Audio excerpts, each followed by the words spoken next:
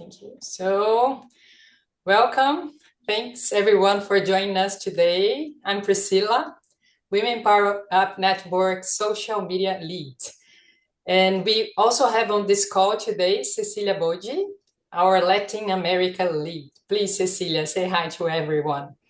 Hello, everyone. Good morning, good afternoon, good evening from where you are connecting or when you watch this recording.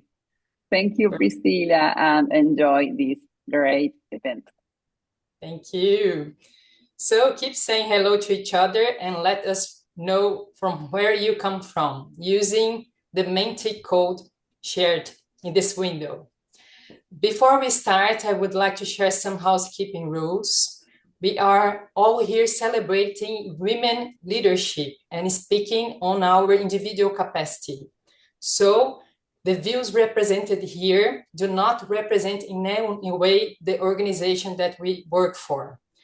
And finally, this meeting is being recorded. So if you feel uncomfortable in any way, please feel free to hop out of the event. If you're not, you are welcome to join our discussion. Unfortunately, Priya Patra, Women PowerUp founder and leader, won't be able to join us today. However, she left for us a special message on the topic we'll be discussing today. Can you please move, Cecilia, so we can see the video link?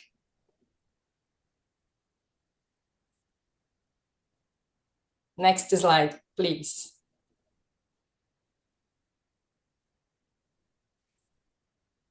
Next one. There is a second one. No, the previous one, please. The other one? No, I think.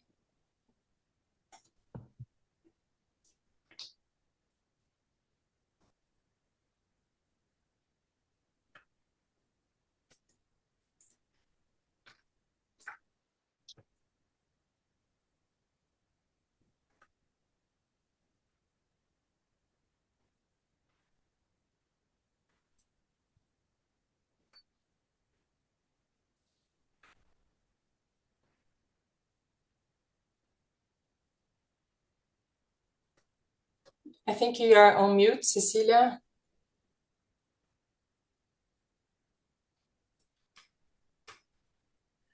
I'm sorry, I can't find the video here in the presentation. Strange, because it's the next slide, the third one. The third one? Yeah, it's strange. But I'll try to find the video and we can showcase it later. I'm sorry. I see it here, but maybe there is a problem here. Okay, so a bit about our community. Women PowerUp Network was incepted in January 2020. We are not a business, but a community with a purpose, bringing together women around the world. Our vision is to empower with support, skill to transform the future. And right now, we are providing a platform to enhance leadership qualities. We truly believe being good enough is amazing and that we do not need to be an expert to power each other up. When we come together, we power each other up, and together we rise. The next one, please. And before we move on, let us join our hands together for our partners who have been supporting us. PMI Slovenia, PMI Buenos Aires, Argentina, PMO officers, IAPM, Agnostic Agile, Scrum Day London, Agile Spain, and Pierce Insights. And our technology partner, Smart Work AR.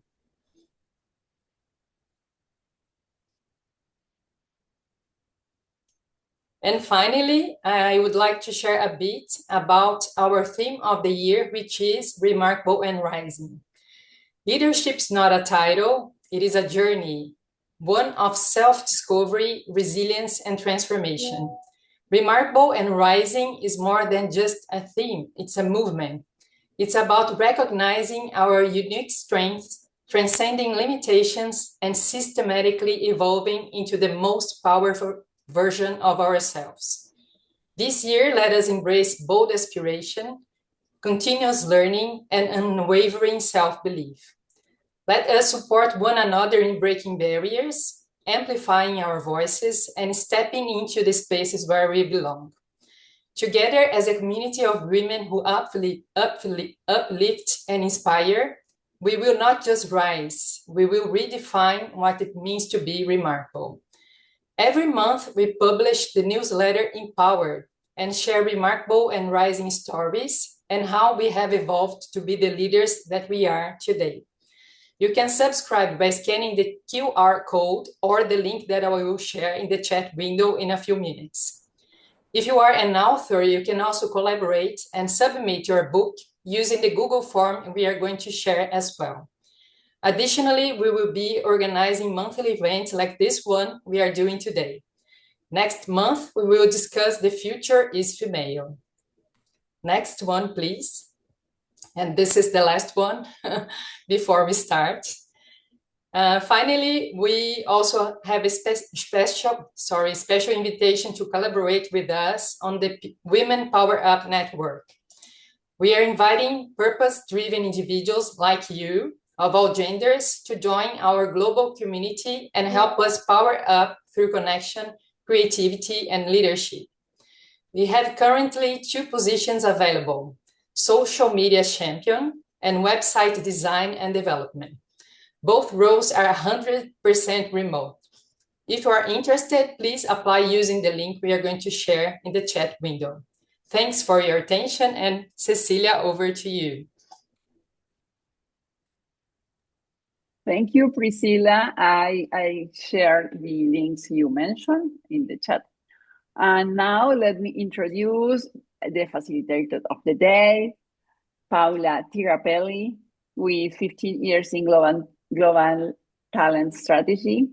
Paula has had the privilege of crafting solutions that ignite potential and foster thriving teams across continents.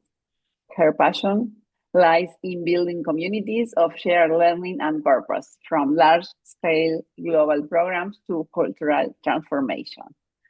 With this, I hand over the stage to Paula. Welcome, Paula, and thank you for being here. Hello. Thank you. I'm so happy to be here. This is Friday morning for me, so very excited to kick off my weekend with something that is meaningful and close to my heart, this kind of conversations. So thank you so much, Pri, for remembering about me and for all of the community to have brought me up and catch me up on the amazing work that you do so far. So very, very glad to be here. The intent for today is really to have a conversation, not to preach or teach or anything, but just facilitate some of the topics that are also close to my mind, to my heart. As Cecilia described a little bit, communities are part of my life for a long time, and I think it's a topic close to what I like to discuss and learn more about it. So I'm so happy that we are a small group that we can share, and that is the intent. So please don't leave me alone in here. Let's talk and build a conversation. I know for sure that all of us, we have a lot and a ton to discuss on that topic. I prepared a few slides just to guide the conversation, to walk us through some of the topics that I thought about bringing up for us to discuss. But please feel free to open your mic and talk and put on the chat, and just keep this very informal and conversational so we can learn from each other. The slides will not teach anything. They're just gonna guide the conversation for us. Okay. So let me share my screen and put those slides up. Okay. So hope you are seeing the title, right? The blank slide with the title. So the conversation is actually the theme of the year. And the first time I heard about it, I felt like, oh my goodness, but that is important to discuss with the community the theme of the year, right? This is there should be so much intent on this, the choose of the words and the topic to be the conductor of all that we're thinking of the year. So I felt even more honored to talk about this powerful movement of being remarkable and rising together that this community is pursuing. So, and this is the name of the conversation, and I brought it for today, like weaving this rise, cultivating community strength, and the choice of each verb and words in here are also very intentional. I do believe that a community has to be cultivated as a garden, as something else. And that is one of the points of the conversation I want to bring it today. And the real strength is built by collective. It's not built, we are not isolated, even if we try. There's nothing, absolutely nothing that we can do in this world by ourselves.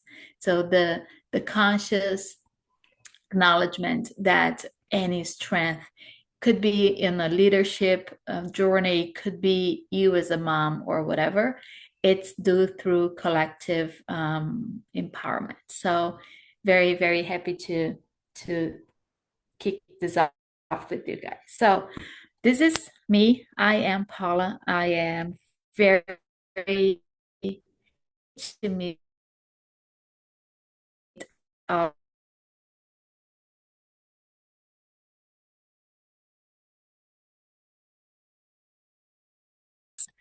for 14 years now, mainly for work. So I left Brazil for the first time in 2011 for work. And then I have this privilege of being in 3 continents, 5 countries, and 8 cities working with global talent, going through global transformations within HR. So I will share some of the examples, not just just in an attempt to frame, but based on this experience that I lived. So just as a quick example, it was 7 houses in 7 years. So this tells a little bit about how much vulnerable you have to be and how much support you need from others when you move that much. When you do not have so much network already established in the way that you are. So this was by design. I wanted this. This was something I planned and I dreamed and I prayed my entire life to be exactly like this. So it's not a complaint, it's just a big privilege of being around for so much and for exercising this muscle of openness and vulnerability. Because every time that you need to be in a new place, you have to learn the language, you have to learn the culture, you have to deconstruct pretty much everything that you think that you know and to readapt to whatever it's that new place to make that happen again. Of course, the learning curve is faster because you bring in already a lot, but unless you do this first step of, well, I just know that I do not know and I want to learn and be open, it's what's required for you to succeed in this movement of life that I've been for. So as I said before, originally from Brazil, today I talk from the US. So I've been living in here for the last 10 years. But before that, I was an expat in Europe as well. And I do have a strong connection with India for work as well. So I've been there a few times to support global transformations that we have over there as well. So I have this bold sentence I don't like those bold sentences, but this was genuinely from my heart. I have not survived, and I mean, of course, not physically, I would have survived, but mentally and emotionally and professionally, I wouldn't if it was not by the power of communities, strong communities that I consciously pursued and built and participated. And that's what I thought about bringing us to really reinstall the conscious feeling of why we are here as a community, why we chose this community, what are the main contributions that we as a community can bring from each other to each other. Okay. So this is Valentine. It's my son. It's a 1-year-old son that I have. And he has this that it's supposed to be his, but it became my favorite toy. And this is this magnetic figures. They are plastic, and we just love and spend hours playing with this. And I will use this physical resource in here just to help to build the bridge and explain what are my intents for today. And definitely is not about a group or a group of people being together. It's about what I said in the beginning, like consciously cultivating relationships and networking that brings value to you, to the others, and to the world. So I asked him, well, I didn't ask him, but I mentally asked him to allow me to use this toy for this conversation with us today. And first, I spent a lot of time trying to understand and also doing some research to understand how a community or how a group or how a network, what are all of those names and where this comes from, where does that start? And usually there's this beginning, this first spark with the intent and desire for connection. So as human beings, we want, even when we think we don't, like some people would say, I'm very introverted. I love to spend time with myself and I do not like social media. I don't like to speak. I don't like people that much. Even for those, there will be long for connection somehow because we are not an island. We are not isolated in the world, and we will eventually want to connect. There's this human nature longing for connection. So all of the communities I could find and I could search, when I go to all of the beginnings and the beginnings, there's this first person or a small group of people that said, well, we want to connect. We want to connect to someone that thinks the same, that longs for the same, that lives in the same. So there should be more people. So let's do something with that. So everything starts with this intent and desire for connection. And at that moment, usually they report that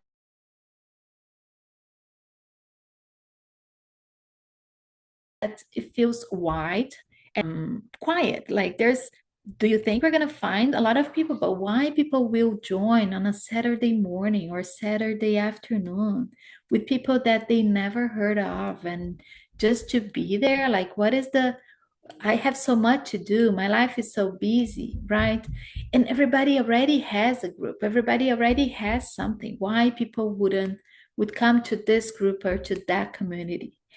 And so based on my brief survey, I could find that these were the all of the stigmas and the thoughts and the mindset where a community, a network, or a group first started. So everybody comes from the same place. And I would invite you guys that have been part of this community for a long time. I'm not, I'm a newbie in here, but you know way more than this. So I want, as I walk through the slides to keep the conversation going, just reflect on your own journey and the journey of this community as well. Like, how did that started? Like where were the intents and where were the longing for connections and the beliefs that made someone start this network of 600 people at first place and keep that going, right? And of course, any community starts with commonalities. Like, okay, I want to find other people that like surfing. I want to meet other people that like the books that I like to read, and I want to meet other people that believe on the things that I believe, and then this shared interests bring people together, right? So then there's this spark, and then you find it, or then you create it, and then you organize it, and then you start to put some structure. So I thought about bringing in here and giving a minute for us to open the mics and really to discuss. I want to really hear about yourselves, about the differences of those three things: a group, a network, and a community. And I thought about starting by sharing some examples that I could recall from all of this back and forth in life that I've been through. And then open to you and listen from your experience as well, so we can learn from each other. So they are all, if we look at those three, a group, a network, and a community, they are all forms of social structures, right? But they differ in the nature of their interactions and the depth of connections among the members. So if we look at a group is a collection of individuals that interact, share something in common. Could be a goal, could be a purpose, could be something else, but it's a group of people, primarily. So if I think about my own example, and I would love to hear your examples of being part of a group. So my example is when I first came to New York. I have never been in the US before. I was an expat in Europe. So I left South America, a very specific culture. I was born and raised in a small town in the countryside of Brazil. So I have lived in the big city before being an expat, but still I kept with me all of this nature of being a Latin, being a close culture. And then I was an expat in Europe, based out in Lisbon, that it was speaking the same language and is part of this, still the same culture about being warm and being aggregate and being helpful to each other. So it was a big step professionally, but culturally and personally was not that different, because it was still part of the same kind of mentality. Even when from Lisbon, I've spent time in Spain, and even London, it was a little bit different, and France, a little bit different as well. But it was still I was based in Lisbon, so I felt it was still not that connected. When then I moved to New York in America, it felt really different. And some of I thought about bringing some of the examples to really help us to frame that. So when I first came to New York, my husband couldn't come with me.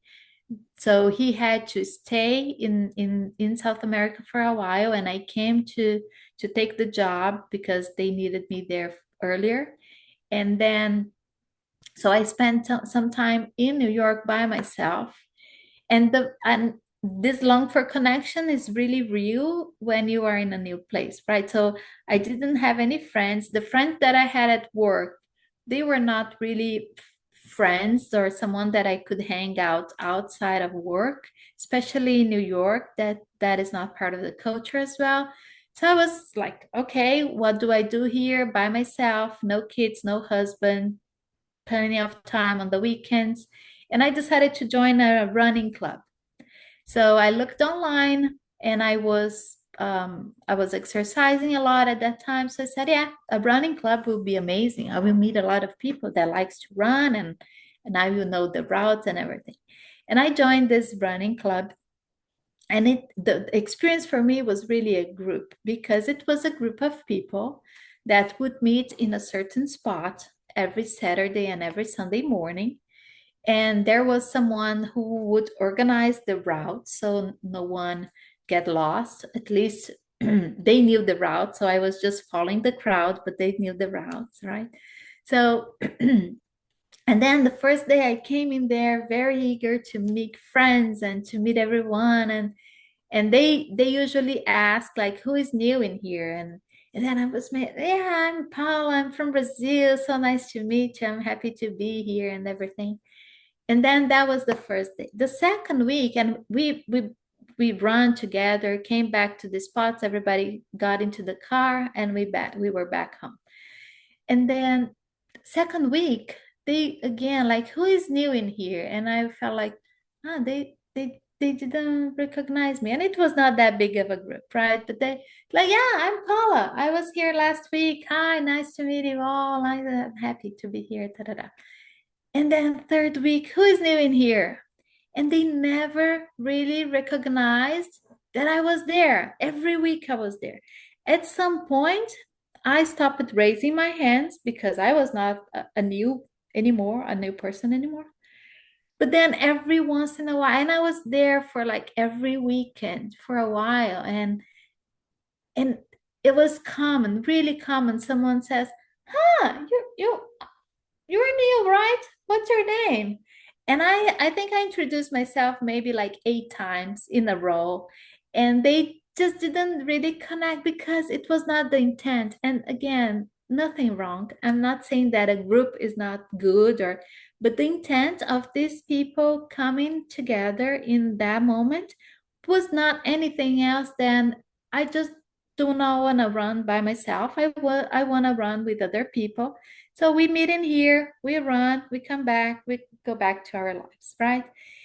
I was longing for something else, but that was not the intent of the group. It was just a group of running people in the same spot that would prefer not to run by themselves. So that was my experience with the group.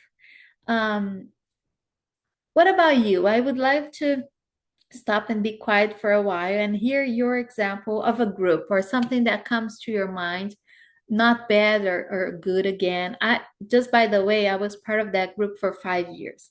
So I really enjoyed and never carried anything bad in that memory. It was just like a difference of what I was wanting from them and what they had to offer as a group. So a group is a good thing to have. But what comes to your mind in terms of your experience of being part of a group?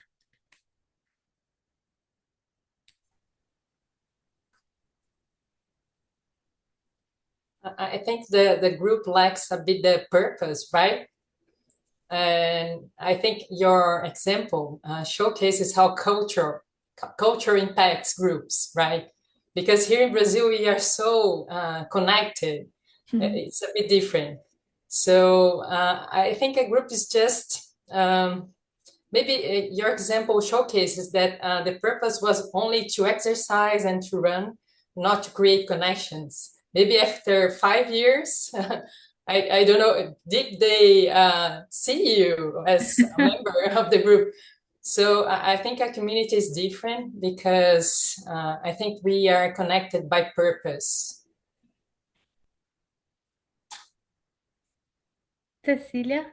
Yes, perhaps the group is what we have in our work. Many times we have group of people working together, but not with the real connection in a community or in a real team. Mm-hmm. Mm-hmm. That's a good example of work. Yeah. Anything else?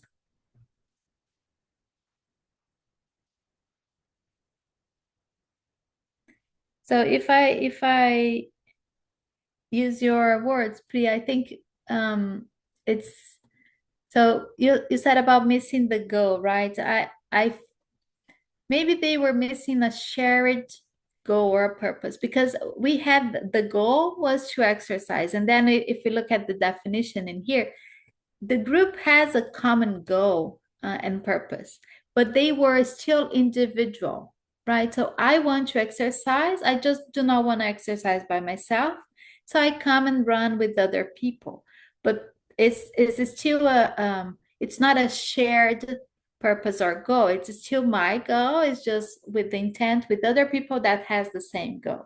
And then if I connect this to what you brought, Cecilia, at work, it's sometimes if it's not a real shared vision and mission in terms of a team or something that you want to accomplish together, most likely people will just pursuing their own goals, right? Their own performance goals, whatever they have to deliver. And then we are just happen to be in the same place doing the same thing and reporting to the same people, but we are not a team. We are just a group of people with my own purpose of doing something.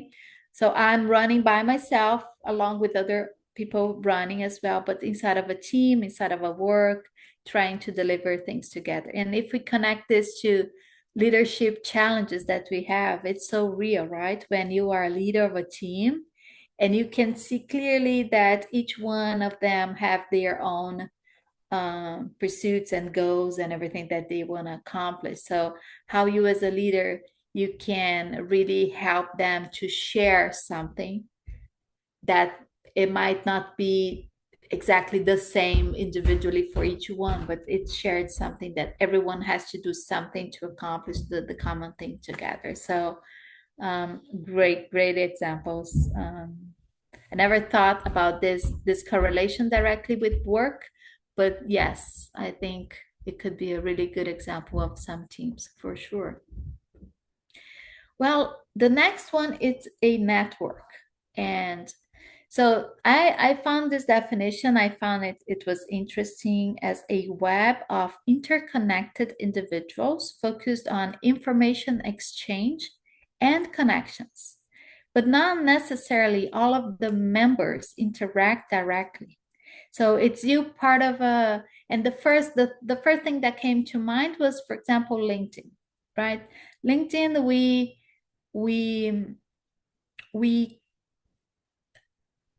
we got to know people that have something that we want to learn more about it or we are interested about it. And so then we connect to communities. Well, we connect to networks, we connect to communities of practice maybe, or we connect to other people that do something that I want to start doing or I want to learn more about it. So you still have the same common interest and goal, but it's bigger than a group. So it's not that you would know everyone or you would reach out to everyone or remember the names, but it's still a very nice place for you to get everything that you need in terms of exchanging information and things like that. So first, if I want to bring examples and then I want to learn from yours as well. We had this big transformation going on in India where we were transferring all of the back office things, back office activities from all over the world, we were transferring to India. So for example, all of the systems for paying employees, everything that is procurement wise, everything that was back office activities for finance, like something that was never specific to a country, that was very administrative activities. There was this huge intent to transfer this to a shared service center in India. And I was fortunate to be part of this transformation back in 2018. So I spent some time in there, and when we went there, it was even like those big trips that we go to somewhere to just discover the entire place, right? So we got there, we just had the building pretty much.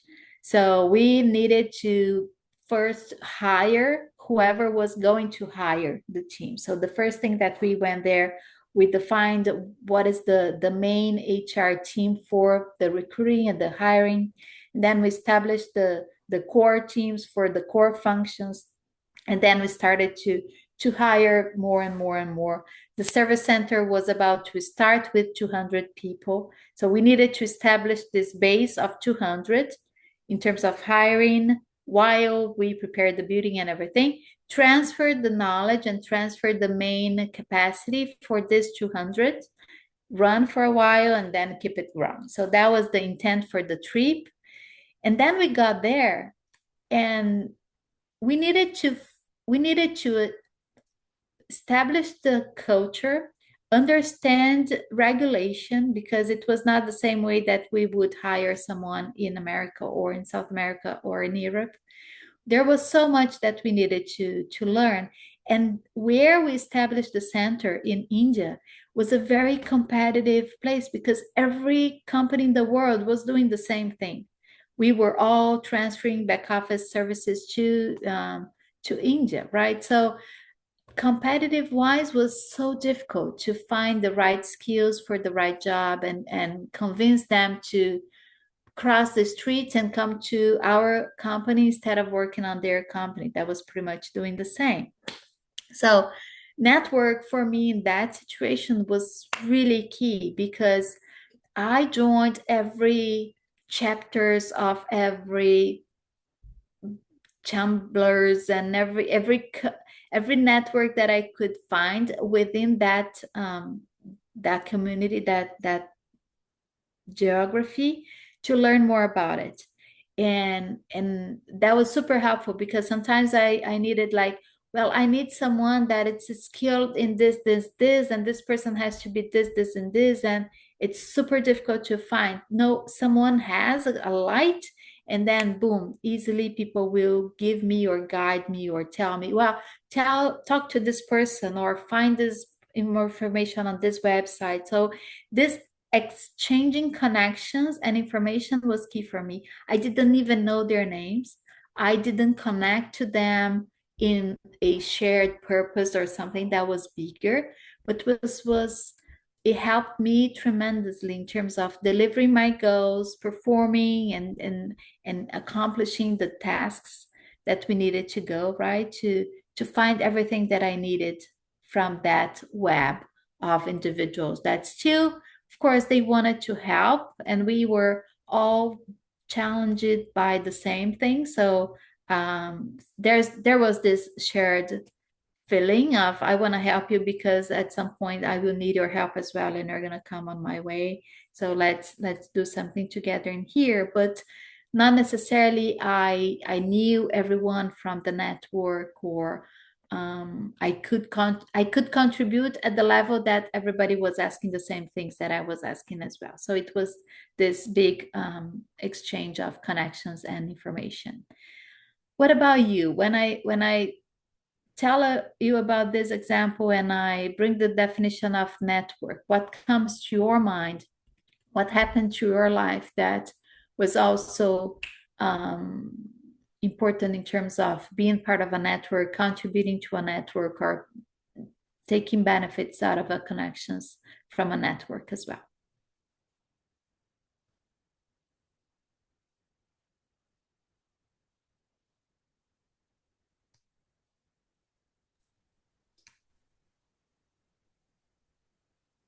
As you said, Paula, I think a network is important to find references, people who think alike, and to get more information, maybe on the subject you study or you work with. So I use LinkedIn a lot, and I see that many people reach me to get more information about certifications, about professional path. So I think LinkedIn today, I know that a new professional network is coming. I think OpenAI is proposing a new model, but I use LinkedIn a lot to get information, to develop my knowledge. And as you said, I don't have a personal contact with all these people. Basically, I have many references I can rely on. Absolutely. Yeah. Yes, I agree with Priscilla. I use a lot LinkedIn as a professional network, and I think it's very, very useful. It connects people, needs with the opportunities. So I think it's very, very interesting. It's very important and useful, but it's not. Uh, but it's professional. It's just a professional network. Absolutely. And there's a lot of good practices, right? Also to help the network to help you. So in terms of LinkedIn, there's a list of good practices in terms of how active you should be in the platform to be noticed and to help the algorithm to help you to get everything that you want, and how much you can interact as well. I was debating when I was preparing this as well to think, well, social network, for example, social media, if we think about Facebook or Instagram, those things are still network or not network. So again, I don't have the answer. I feel like um maybe yes, because it's still like it's not that I talk to all of that people all the time, but somehow I know all of them. They were part of my chosen network to be there. So it's slightly different when I think about LinkedIn, for example, that I also got a lot from, right? I participate in very interesting groups.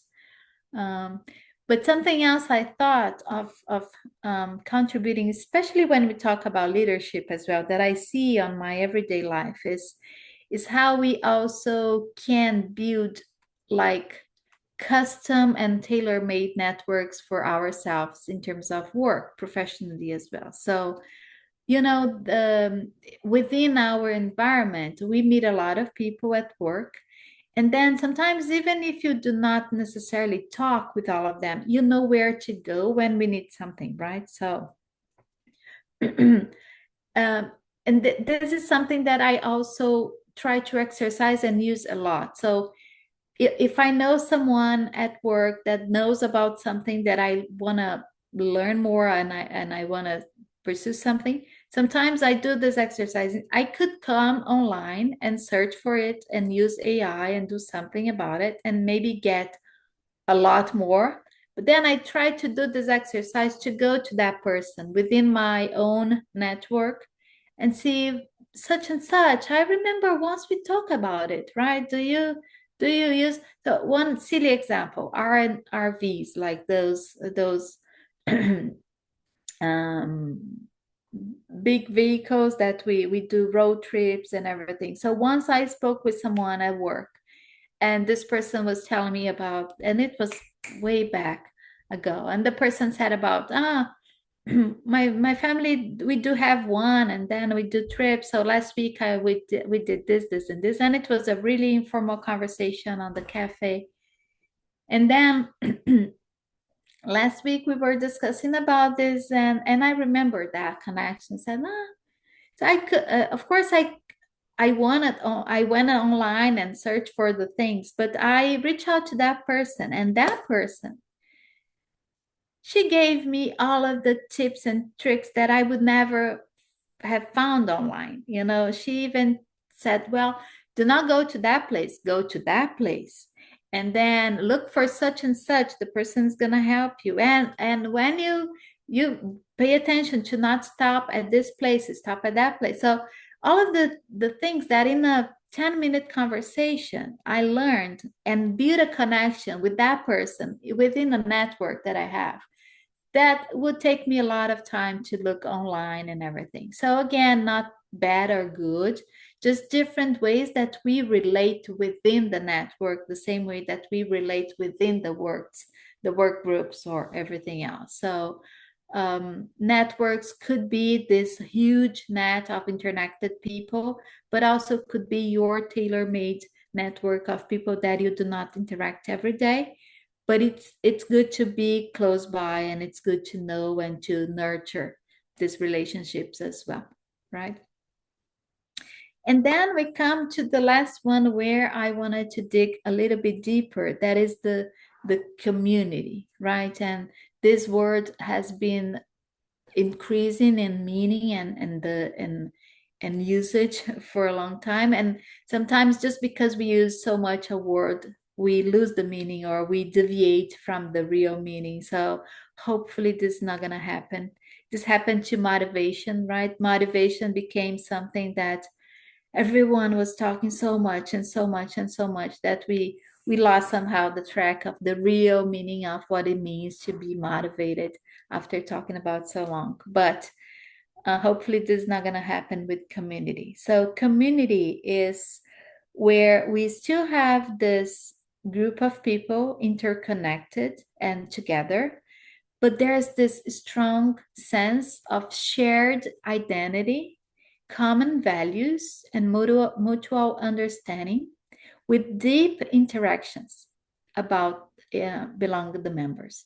So it feels to me as evolving, right? So we might start as a group and then we learn to exchange and learn from each other. And then if there's the willing, then we become a real community where we share something that is meaningful, not just for me. So it's not just me wanting to running, but I want to learn how you run as well. I want to watch you learn. I want to help you to learn and to run, right? So I want to run as well, but I want to support your running as well and run together with you and become better runners just because we are running together and learning from each other.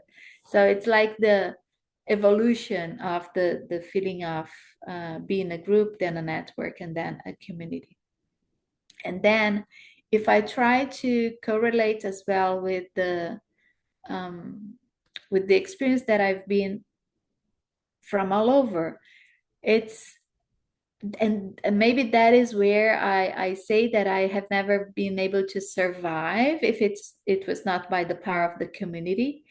Because when I said when we come to a new place, we are vulnerable. Like you need help even for eating, right? Like going to the grocery shop and buying something for making dinner can become really hard if you don't have any idea about it. So it took me already, I think my record was 40 minutes. Like for the first time when I get to some, first of all, you need to learn where there's a grocery store and how to get there and all of these basic things when you first establish yourself in a new place. So Lee, I'm sure that as you're moving along for so long, this is so new to you. This is so common to you. You've been there for so long. But when you go, especially if you go to a different culture that you have no idea the ingredients, you have no idea the verbiage that is on the cans, you cannot read that.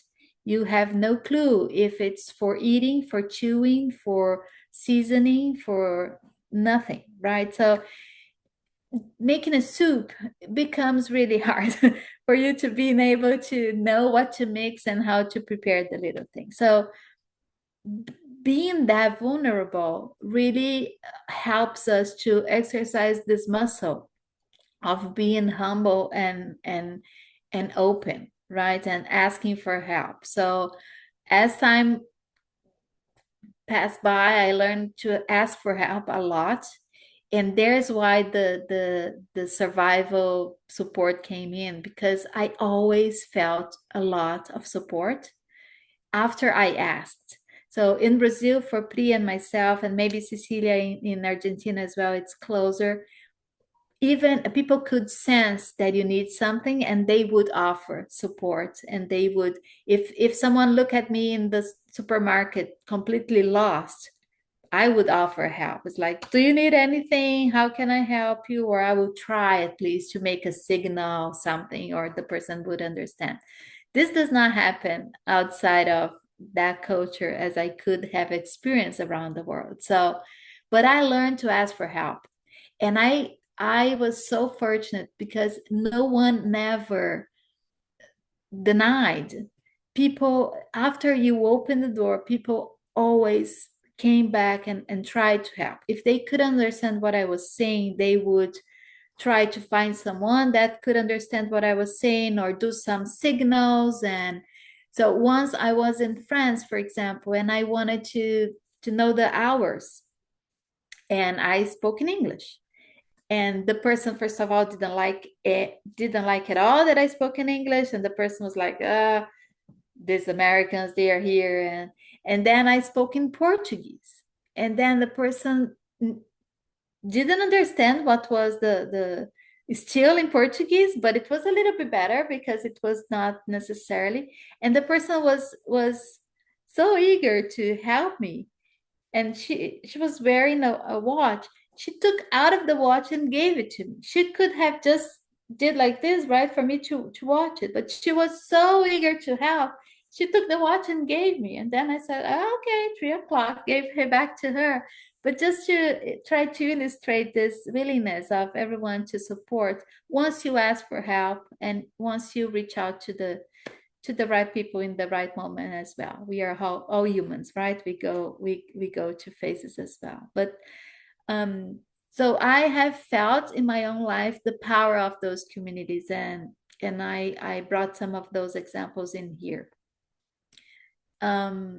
Especially after becoming a mom, I think this goes to a different level. I think we realize really how much support we need from a tribe, right? For we will never be able to raise a child by ourselves, even if we could be the most powerful mother of the world. Like a child needs a community and different members of a community to have the big picture of life and to be raised in the right time, in the right way. So, but what about you? And you've been in this community way longer than me for sure. So I was eager to just do a pause in here and learn from you. Like outside of this community, any experience that you remember, this feeling of being supported and get something out of it, and within this community as well. Like tell me a little bit of the story of this community and how have been so far for you guys.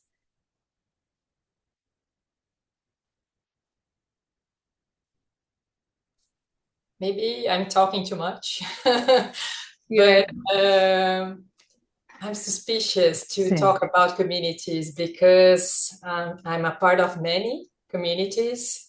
PMI, for example, for about 20 years, and that's what you said. I think what is different, you get support from the community. You share a passion.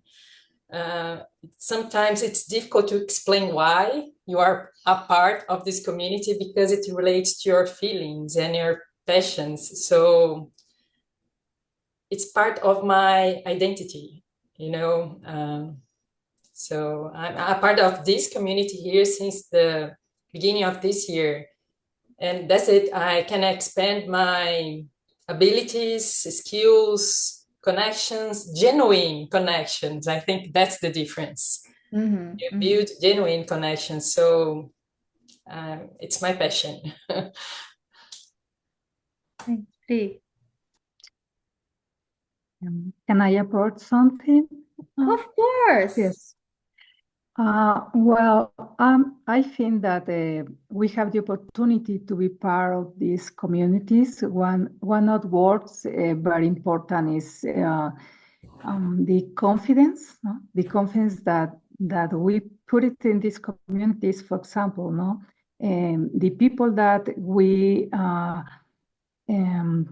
share in every session, we have confidence in this group, no, because even if sometimes we are more people than others or something, I think that there is confidence that the persons that comes with or is because find some interesting not only in professional, no, because for example we feel some connection with every person that has here. We have the opportunity to reach our lives in entire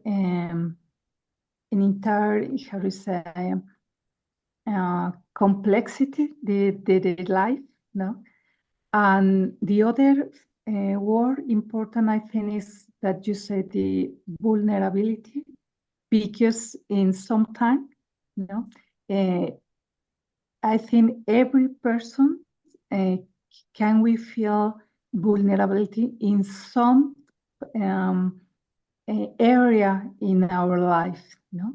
And I think the community can bring us this part of security or this part or connection that the human needs by naturally. Thank you, Grace. That's right. And I would like to add that for me the great community is PMI. I am in PMI for for more than 20 years, as Priscilla said too. And I'm volunteering since 2003. And I found that definition of community in the common values. In the common values, we all have the common values. I think that it's for me. It was amazing to meet someone in some place, everywhere, and perceive that the other person in this PMI community have the same values and the same ideas and the same. I don't know. It was amazing because it as Paula, as you said earlier, it's not so common in different cultures in different countries, but into PMI community you have that. You have people who are eager to help you, to support you, you are you are inspired with other people. You want to learn more, inspired by people, motivated by other people. You motivate other people too. It's a real, for me the real definition of community is PMI from my point of view. That's amazing. That's so good to hear. And I imagine like I do not the closest that I know of PMI it's because of Priscilla, because it was the very first time that I heard about it, and I watched her studying so much 20 years ago for being a PMP at that time. And so it was my first encounter, and but I imagine that for you guys that share the same values and share the same thing, if I can imagine if someone that is a PMP say to the other, I am a PMP too, it comes like a download, right? Like, well, yeah, so I know what you know what I know. So we connect somehow because there's this common sense of not only share the knowledge and everything, but the principles of this methodology and everything that encompass everything around in this. So and so nice to hear that even though I imagine how big this network could be, like the PMI, it's functioning as a community, right? Where you really feel inspired, feel that you can benefit from and to, right? You can offer something and you can get something out of it as well as a real community might be. So good to hear about it. I want to add that perhaps it's not all community, all PMI as a community, all PMI members as a community. I think that PMI volunteers are a real community, more than all PMI members. But volunteers, we share this sense of community with PMI volunteers all around the world. Absolutely. It's really common to see within volunteering this nobody would give energy, time, sometimes that you don't have for everything else or even for your family. You wouldn't never dedicate to something that you are completely passionate about it, right? So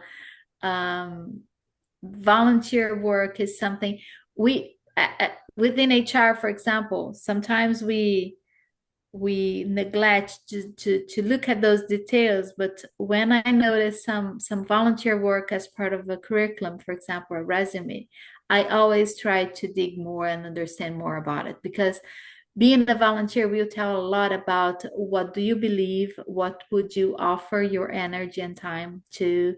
So it will tell me a lot about you without necessarily telling me rationally what that is about. So happy that you mentioned about this passion of dedicating yourself to something that is not necessarily bringing you money back or anything directly, but you're just doing because you believe so much and you want to contribute because you got benefits from too by doing so. So wonderful.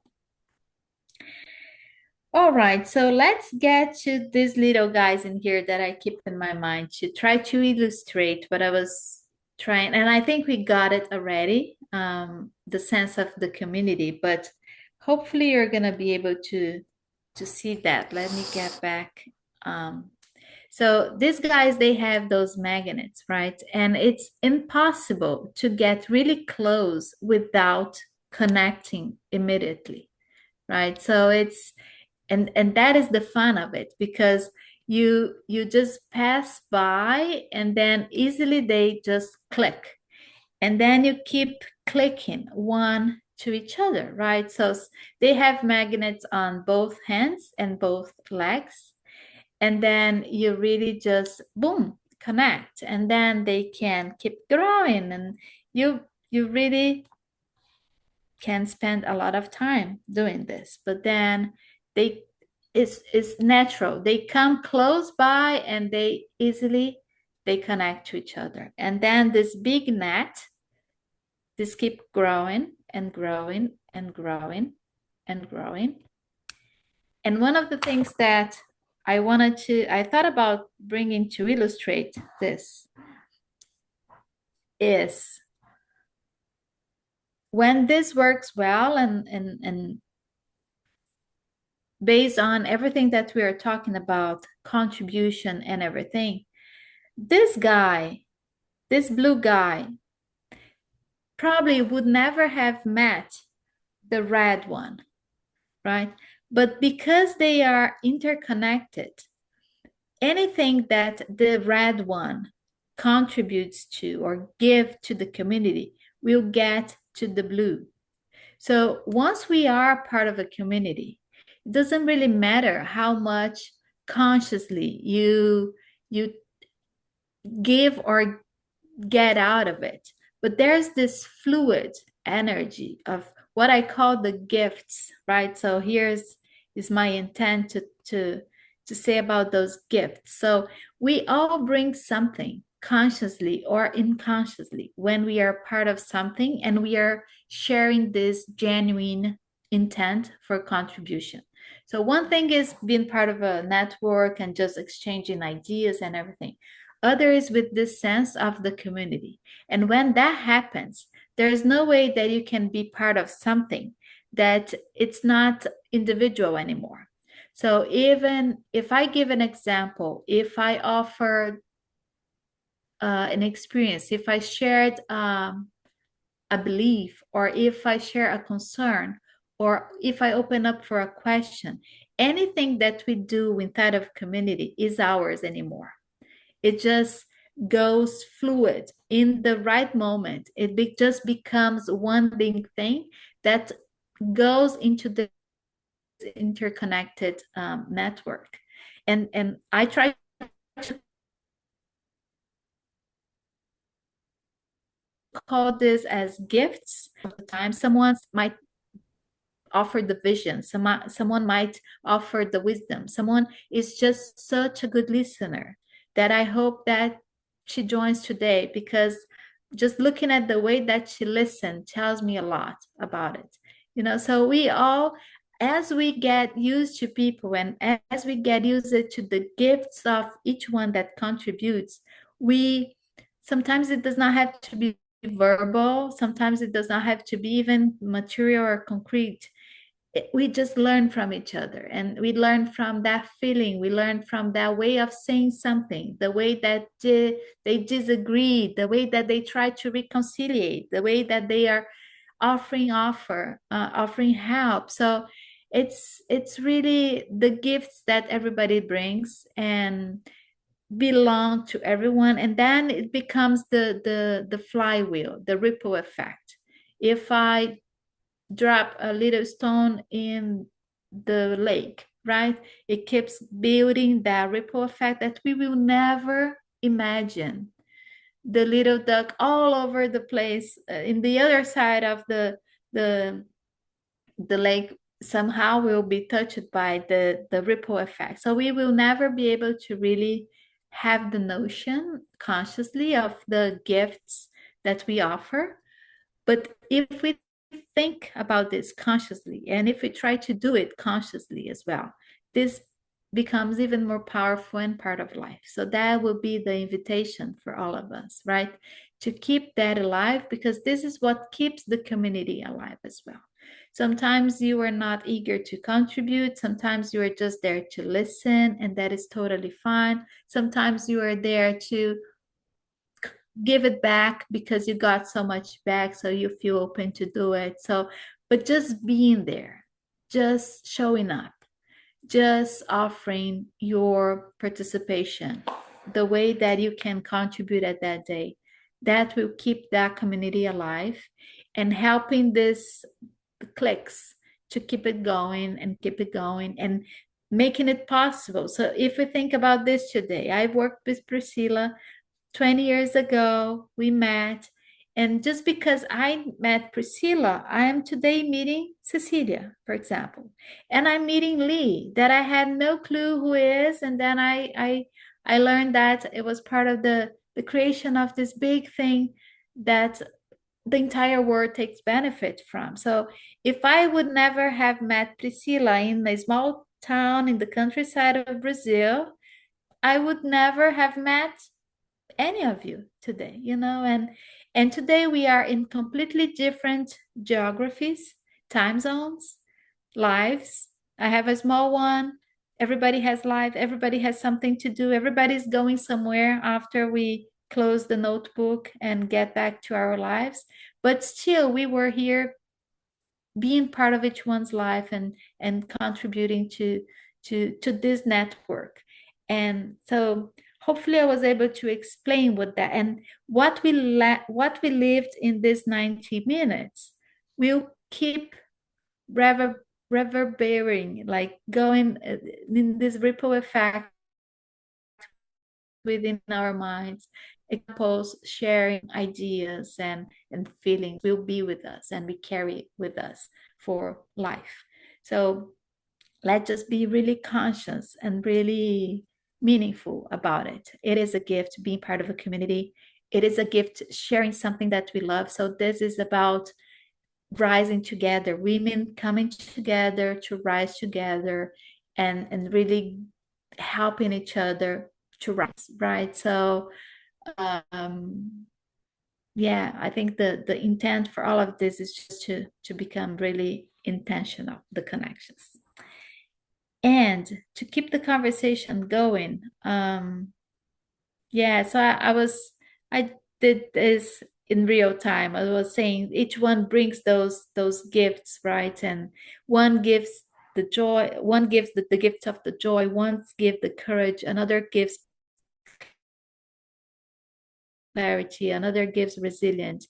Someone always keep weaving the network. If we look at there's a book that still give the names of the roles, right? So there's always the fun one, there's always the complainer, there's always the challenger, there's always like the one that listens a lot and just elaborate, and once they open their mouths, like boom, everybody's quiet because it comes something really nice. So as we live with our community, we learn from each other and how each one of them, what are the gifts that each one contribute to the community, right? So being conscious and being intentional about it and knowing exactly what is your gift could be really helpful and meaningful. So I prepared an exercise for us to do, but I think just because we are running out of time and we are a small group, I think we can just build together. So I'll just I'll just ask for one more thing in terms of topics, and then we can open up for discussions as well. Because this is I was doing some reflections about this topic since I learned I had this honor to talk to you about it. But I was trying to correlate this with nature, right? Because there's this human long for connections that I was talking to you before. There's this feeling that this is a human thing, right? And all of this is statistics saying that 1 in 4 people report being alone, report feeling alone. I'm sorry, they are not alone, but they are feeling alone. And by the feeling alone is the lack of anything that they can really count on. And this is really a natural feeling for expat. So once we move and once we get to a new place, and I'm sure that even if you are not an expat, you felt that before. If you change to a new neighborhood, if you get married and go live in another place, if you become a mom and you have no clue what to do in that new life, we always felt like this. And I was debating, like, this is a human thing. So this is a human thing. And I was in a national park. There's a lot of national parks here nearby. And I went to this open class of, they were talking about ecosystems and everything. So I was in that class, and the guy was talking about this hidden language of the forest, right? And it feels like it's not connected, but I promise it will be. I will stitch everything back by the end. So he was talking about this hidden language of the forest, and we were in the forest, and he was trying to explain with some examples, right? And saying, look, and it was so interesting because he was talking about the same, and they were not humans. It's nature. So they were talking about, he was explaining how there's this hidden language and support from nature that is instinct and real time. And we have, as human and so smart and so brilliant people, we have no clue this is happening underneath our shoes, right? And he gave this example that I felt it was powerful for me. So he said, when a tree is attacked by a pest or something, it really relieves automatically chemical messages underground and through the air to everybody around. And then these neighboring trees, they ramp up their defenses. And they have all of this mapped up. So he was not just saying because he was saying, we could see some of the things that he was explaining for us as well. And so I was like shocked first to know that this exists, because I've heard about mycelium before. I knew about the roots and how they connect to other roots, but I never thought that through the air they can release some of those chemical messages to deliver a message to something else, right? So it's beyond the roots, it's also through the air, and it's not limited to trees. Even animals, they can respond to these signals about knowing that something is going on and creating something like this dynamic web of interaction that go beyond the individual species. So he was explaining about if a fire comes up in the forest, or if a tree just falls, something that happens that it's not completely natural to everything else that's going on, there's a huge noise in the language of the forest that everybody tries to do something with that. I was astonished by this simple example when I was learning about that. And then I left the class. The class was over, and I got back to the car to drive home. And here in St. Louis, after becoming a mom, I was part of a network that is called Moms in St. Louis, right? And so this is a group of moms. It's not a big group. People do not necessarily know each other. It's just a group of moms in the same place, right? And then this happened. So I was getting into the car, I got the message on my phone. So someone said, look, I'm such and such. I live in this place. I have 2 kids. I have a boy and a girl. And my girl, she's the youngest. My husband is traveling for work. I'm alone by myself. I'm not from here. I just moved. And my youngest had an accident. I needed to run with her to the hospital. But my oldest, my boy, is about to be dropped by the school bus at home. And the home is locked. There is nobody home. My husband is far. I have no family. I have nobody in here. And it will take it. My daughter is fine, but it's gonna take at least for me like 30, 40 minutes to be back home. And I called the school and the bus already left. So I have no way to communicate with my son. Can anyone help? And gives me goosebumps. 3 minutes. In 3 minutes, someone said, I'm such and such. I live close to where you live. I can see where the bus turns into the neighborhood. I will just be there when your son is dropped by the bus. He won't be alone. Just be there. Just be in the hospital with your daughter. Everything will be fine. Right after, someone said, and I have a son that is the same age as your son. So don't worry, I will come over with my son. So he has someone to play, and we're going to be in the front porch. They will be playing, so everything will be fine. And then another one said, and I am really nearby doing groceries, so I can bring some snacks because they might be hungry after school. So we can just be there. Don't worry. Take your time. Do whatever you need to do. And a few minutes, she just said thank you. I could imagine how emotional she got and relieved she was. And then after a while, they sent a picture of a beautiful picnic they did in the front porch with the 2 kids and some snacks.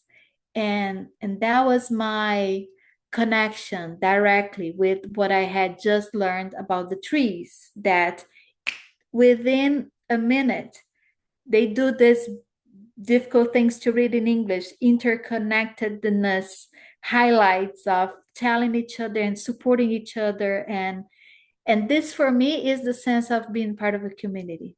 You don't necessarily need to be friends with, you don't necessarily need to invite them over, or you are blessed if you have that nearby, but you still can benefit a lot by being part of something that someone else has shared values with you along, and you can benefit and offer support. And that's the way I try to wrap up the conversation today, and really invite us all, me included, to be intentional about it. Do not take for granted. We do share and take benefits of being part of something that is bigger than us. So this phrase in here is the way that I would like to just finish. We are building something larger than ourselves. Being part of a community to empower other women to rise together is not a running club. It's really something powerful and beautiful that people can take for life. It's about trust, courage, and genuine support.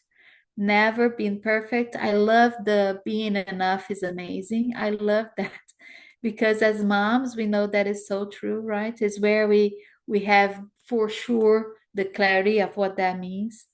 And it's not about being perfect. It's about supporting each other, one connection at a time, one gift at a time.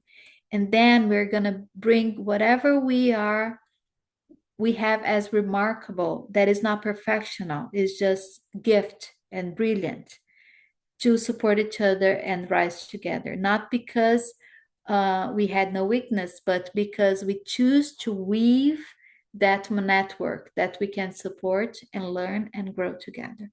So with that, I'll just take back to you guys again, reinforce how happy I am to go through all of this, to prepare all of this, to how grateful I am to have thought about all of this and learned and study about all of this, to be prepared to talk to you guys and to get to know all of you, to be here and to be part of this community. So thank you again so very much. Thank you, Paula. Wow, it was so interesting. All these things about the groups, the network, and the community, and thinking about how we all need to make alive, to keep alive this community with our gifts. So that's amazing. Thank you very much, and please receive this certificate of appreciation from our community, the Women PowerUp Network. Thank you. Thank you so much. Thank you so much, Paula. You beautifully illustrated how powerful communities are and how we can complement each other with our gifts. So thank you so much. I'm super proud of you. You have a beautiful journey. And I really felt inspired by your words and examples. Thank you so much. Same here. Same here. Yeah. And we have now, I'm sorry, I was I'm sorry. I had an old version of the presentation, and I will present again, but sharing sound. Okay, now I will share Priya's video. Let me see if you can. No, we could see her. It's just not playing. Not. Cecilia, can you play from your WhatsApp? I sent you there. Oh, I don't know why it should be playing here. No, I don't. Oh, here. Oh, no. I'm sorry. From the WhatsApp, I will try, but I thought it was inserted in the here. Okay, now. Hello, everyone. My name is Priya Pat. Yes. We were listening. Sorry. No problem. Oh, good. Hello, everyone. My name is Priya Patra, and I am the lead of Women PowerUp Network. This month, we celebrate the theme of remarkable and rising together. And as we do so, I ponder back on our journey since 2020. We have shared remarkable stories. We have mastered the pivot. We have built resilience. And of course, we rose together. We proved being good enough is amazing. We power up and together we rise. Today, I encourage each one of you to think why you are so remarkable and how we can build a future which is bolder, more impactful, and how we can rise together. Thank you for being part of this community. Together, we are shaping a brighter, bolder future together. Thank you. That's powerful. Yes. I'm sorry, I don't know what happened with the PowerPoint because it worked. I thought it was inserted. Anyway. Yes, that was perfect. Yeah. Okay. So can we have our picture now? Yes. I see Yes, that please. some people had to leave before the end, but we can take it now. Thank you, Yes. everyone, for being with us today. Let's see. Are you taking it, Cecilia? Yes, I'm Okay. taking the picture.